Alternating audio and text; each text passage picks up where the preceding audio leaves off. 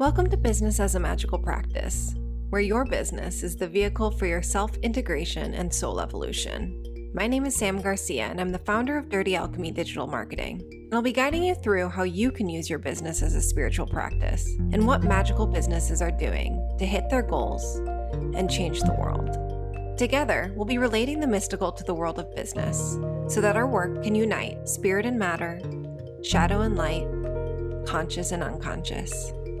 Let's dive in. Hello, and welcome back to Business as a Magical Practice. Today we're talking about using tarot for business success. And pulling a tarot card is one of my favorite ways to find clarity and inspiration in my business. And as business owners, we make so many decisions on a daily basis. Everything from how we want to plan our marketing to which questions will best serve our clients and coaching calls and an endless list of things in between. And it can be a huge energy drain. But as spiritual business owners, you already know you're not in this alone. Your guides, whether it's God, goddesses, ancestors, angels, however you define it, they're here supporting you. So today, I want to talk about an incredible tool to help you access the wisdom of your guides, communicate with the soul of your business, and use your own intuition to propel your business forward. So we're talking tarot cards. One of the best things about tarot is that it's so open-ended. There are so many different spreads you can use for a reading and a pretty much never-ending list of questions you can ask. And once you understand the depth and energy of each card, you'll see just how much there is for you to take in. So how do we use this to actually show up to our business from the best place possible so that we can grow our business and expand our souls? First, tarot can help you get clarity around business decisions. Think about a challenge you're facing in your business right now. Pulling a card can give you insight into where you are now, where you want to be, and how to get there.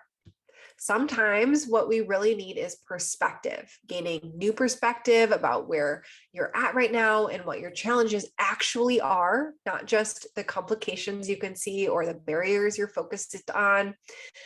That may be exactly what you need to look at the situation in a new light. You might also find when you pull a card to signify where you want to be, that your end result is different from what you initially thought it was. Maybe you want to break 20K this month, but you just feel like you aren't working hard enough.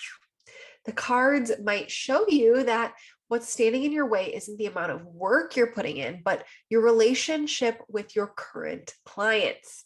Or you might discover that while you thought the biggest challenge in your business right now was finding time to delegate all of your favorite tasks, your least favorite tasks off your plate. Yeah, don't delegate your favorite tasks. The tarot is suggesting that you look instead at your current beliefs about what you quote unquote should do as a business owner. If you're making a decision that feels monumental, you won't get your answer by just pulling a card, but you will definitely walk away with new ideas about the situation you're in, the project you're working on, and your role in all of it. So tarot can actually support you in finding inspiration for your next creative project too. If you're stuck between a few different ideas for your next launch or project, or if you're having trouble coming up with a program or marketing strategy that feels congruent with who you are, you can ask the tarot for support about the best path to walk down. Also, if you feel like your well has run dry of ideas, your deck is probably going to gently remind you that burnout is a thing, okay? And you need to spend more time on self-care. Speaking from experience here. The cards are an open communication network between you and the soul of your business too. So it's not you can contact the beyond and contact gods and goddesses, ancestors and spirit guides and whatever. But it also, if you've listened to my podcast before, you know that you can actually connect to the soul of your business. Your business is a separate entity. It has its own soul. And you're welcome to go back and listen to the meditation from, I think it was December 2020. You'll see a meditation on this podcast on how to connect with the soul of your business. So The cards are another way, once you've made that soul connection, you can use tarot to openly communicate between you and the soul of your business. You can ask your business a question directly, like, what do you want to do here? What do you need from me? And through the tarot, your business will tell you its desires and communicate its needs.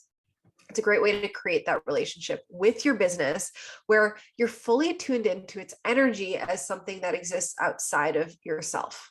So I love pulling tarot cards after doing the meditation to meet the soul of your business. Again, that's linked. It's from December 2020 on this podcast. It's linked down in the show notes.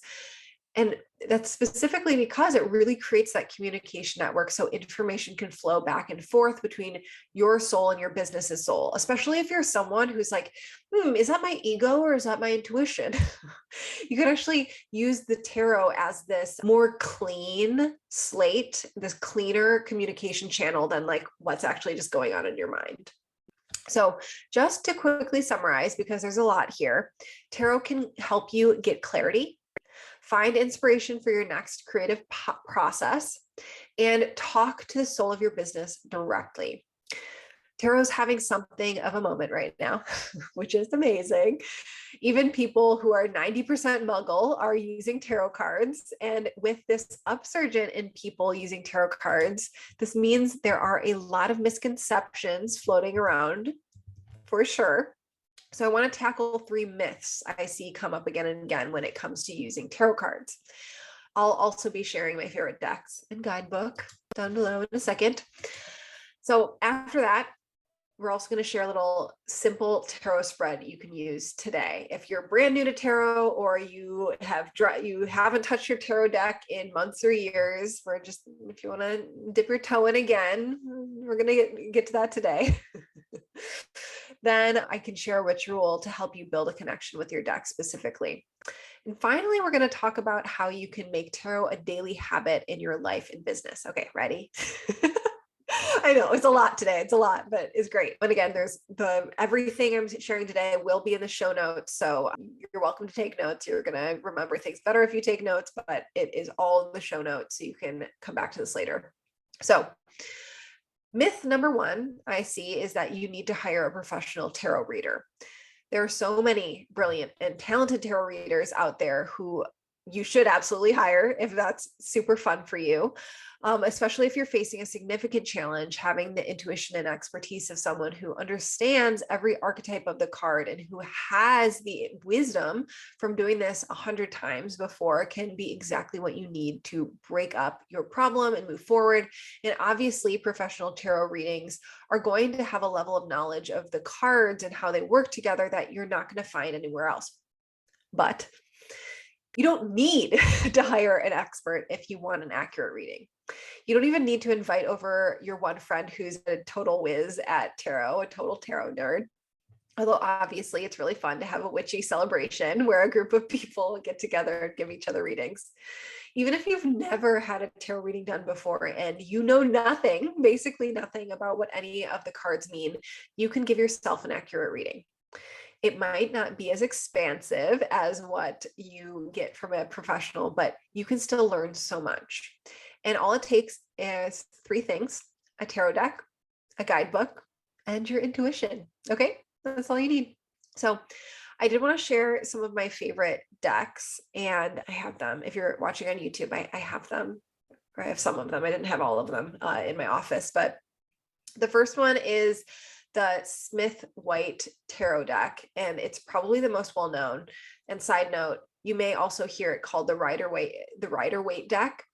I like to call it the Smith Waite because Rider was the name of the publisher, but Pamela Coleman Smith was actually the artist who illustrated them. So giving credit where credit is due. I love the Wild Unknown deck by Kim Kranz. So it looks like this. It's super beautiful. This is my personal favorite deck and the one I use the most. It's specifically because I feel like I have the most connection with these cards. I think it's because it's the only deck I've actually been inspired to purchase, where I have other decks, but just because people recommended I buy them. Like I have the Biddy Tarot deck, I have the Thoth deck, which I'll mention in a second, but this is the only deck I've actually been inspired to purchase just because I saw it at a shop, and I'm just showing the cards right now. I saw it at a shop and I went to the shop like 3 times being like, oh, I want that deck. Oh, I want that deck. Oh, I want that deck. And then I finally bought the deck. And I don't know whether it was an intuitive hit or just because I had like so much desire and connection to the art on the card, but I feel because of that, I feel this, or maybe, you know what, maybe the Wild Unknown deck is just a super accurate deck. I don't know. But I definitely think it's because I had this strong desire and urge to purchase it that I feel like it gives me the most accurate readings and it unveils the truth for me more than any other deck. So maybe that's for you. Maybe here's a recommendation right now. Extra recommendation that if you're being called to buy a deck, that could be a good sign it's going to be a good deck for you. Okay, and then the Thoth deck, which is the one created by Aleister Crowley. And I have heard people say how much they hate the deck and they don't like the art and blah, blah, blah. Or they don't like Aleister Crowley because yeah, he is absolutely controversial. This is the deck he created based on the Kabbalistic and astrological attributions in the Book of Thoth.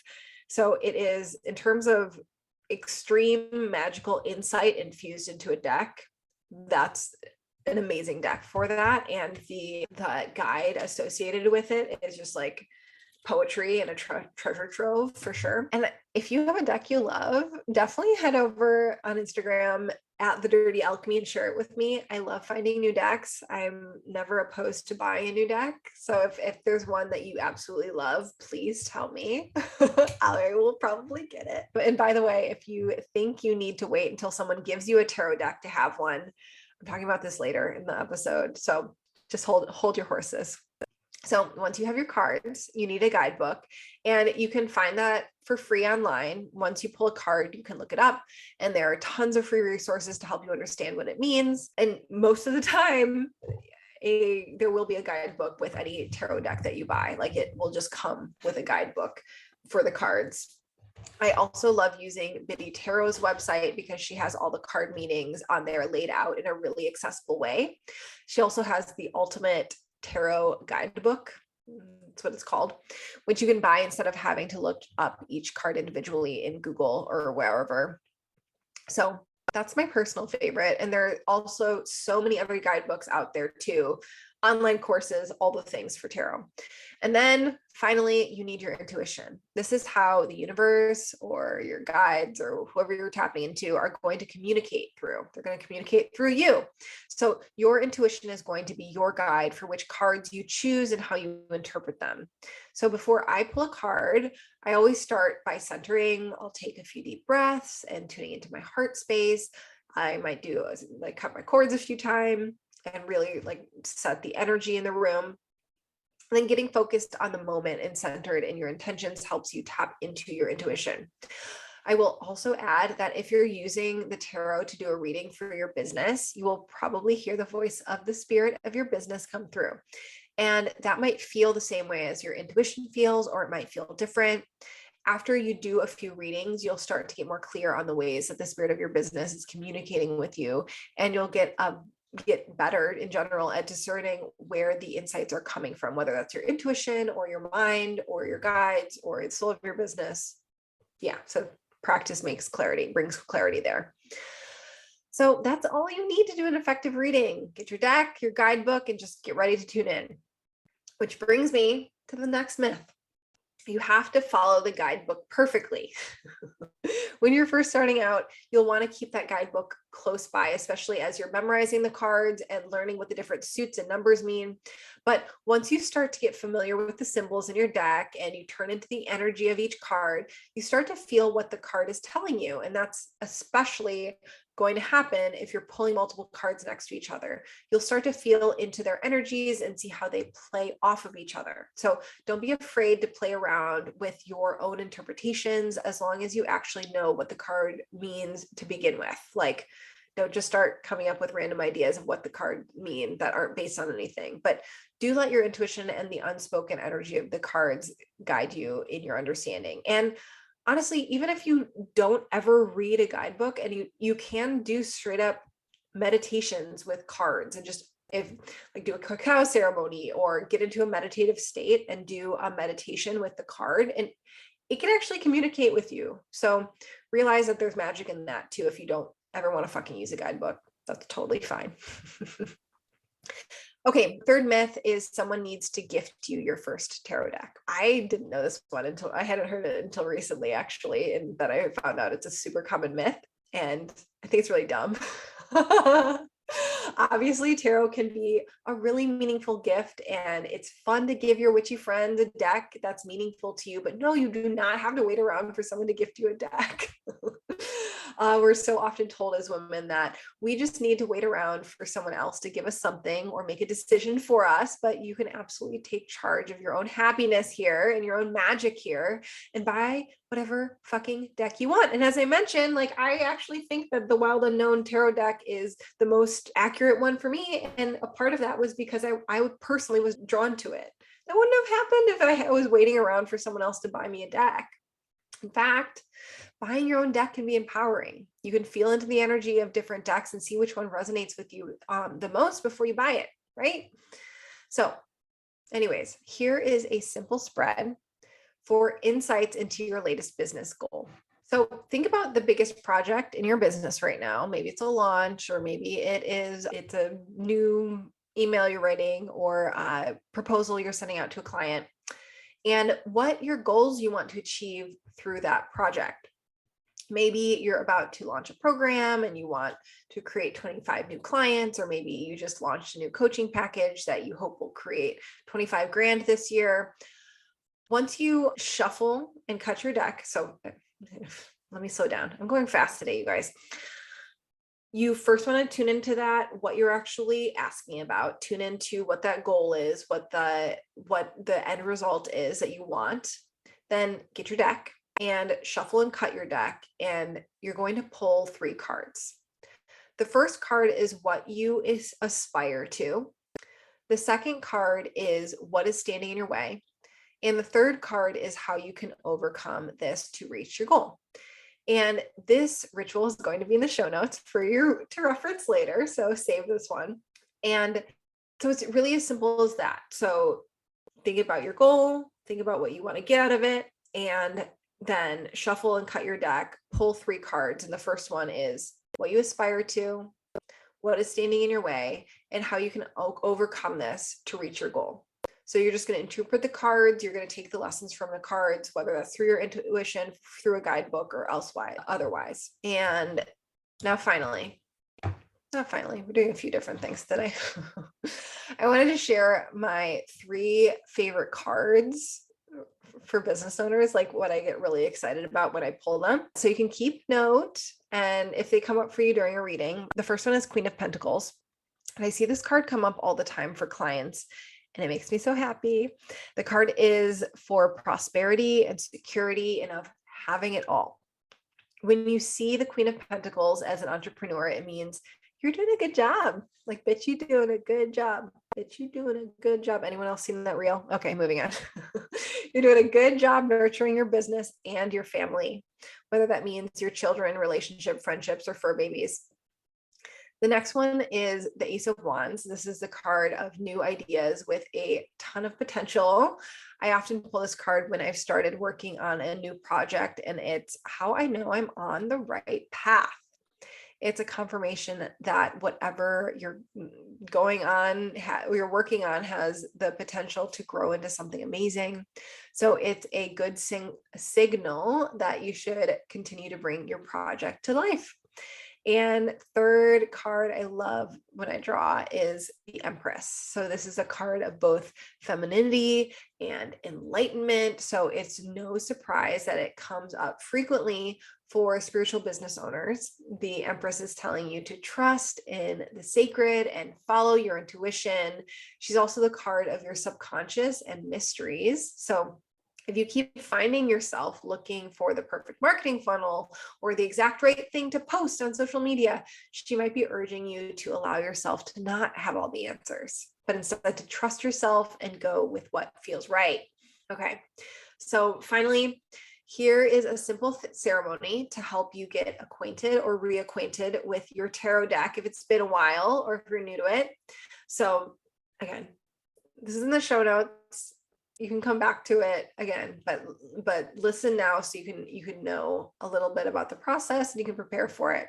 So if you just got a new deck, or if you want to build a stronger connection with the deck you already have, here's a simple way to do it with a tarot deck anointing ceremony. So grab your deck and your favorite essential oil. I like to use frankincense because it encourages clarity and it will help you tune into environmental energies. You can also use rosemary, lemongrass, lavender. These are great purification oils that will clear the past energy of the deck and make way for new beginnings. And then set your intention. This could be to embody the tarot's teaching, to learn from the ancient wisdom, to find clarity, to build a business partner in your tarot deck, like your tarot deck as your business partner. And then rub a small amount of the essential oil of your choice onto the corner of each card. Go through every card in the deck. And after that, you will have a renewed connection and you'll be starting your reading from a blank slate and from a connected state with your deck. So I also wanted to quickly share the easiest way to make tarot a habit, because I know that's one for people. Like you'll buy a deck and you won't use the deck. So easiest way is pulling a card every morning as a part of your morning routine before you start your day. Easiest way to make a habit, right? Because you're connecting with morning time, you're actually linking a time of day with it. You can also keep it on your desk and just like before you open your computer, like you pull a card. That way you can get a quick download from the universe or from the soul of your business before you jump into any projects. And you can also bring these to your team meetings. Every week, you can pull a card at the beginning of your meeting before you dive into the business details, ask the card what your team needs from you today, or how you can best support one another. Okay, so let's pull a card together. Let's pull a card together. Maybe take a second while I shuffle and think about a question you have for the soul of your for the soul of your business and the insight you want to get from the soul of your business. If you haven't connected with the soul of your business before, quick basic overview is your business is a separate entity than you, even if you're the face of your brand, and it has insights for you. It is its own power container so that you're building it over time for it to hold power and to build energy so that you are a part of your business's team. You're the owner of the business, but you are not your business. So we're connecting to that energy right now. So maybe close your eyes or pause this if you're driving or stop doing the dishes and go sit down. Take a few deep breaths, connect in with your heart, hold the intention of hearing from the soul of your business, and allow a question to come forward. Instead of a yes or no question, choose a more qualitative question, like, what do you need from me today? What should I be focusing on for this new project? Something like that. And I'm going to think of one myself. So give me a second. Okay. I'm going to choose a card for us. I'm going to trust that whatever I pull will be perfect for my question and your question. Okay. So I got 8. I think it's 8 of Pentacles. Here's the card I pulled from the Wild Unknown deck. Surprise, surprise. Okay, and this is what it says. It is not 8 of Pentacles. It is 9 of Pentacles because we can't read Roman numerology. Okay, so 9 of Pentacles, happy, healthy home. Always a welcome card. The 9 of Pentacles is a time to enjoy the many results of your loyalty and hard work. This may be a promotion at work or newfound stability and happiness at home. It's even possible that you'll find yourself enjoying the finer things in life as luxury and refinement oftentimes accompany this card. So, ooh, we picked a good one. That's a fun message. And you're, of course, welcome to go read some other interpretations of Nine of Pentacles. That was just the Wild Unknown deck interpretation. And with that, I want to hear from you. If you've never used tarot for your business before, did you have any aha moments while listening to this episode? Or are you feeling newly inspired to get your tarot deck out? Or maybe you're like, bitch, your interpretation of the Nine of Pentacles was terrible. Let me tell you what's right. I'm kidding. Be nice. Anyways, come on over to Instagram. It is at The Dirty Alchemy. I would love to connect on this. And until next week, you have a lovely, bountiful, luxurious week.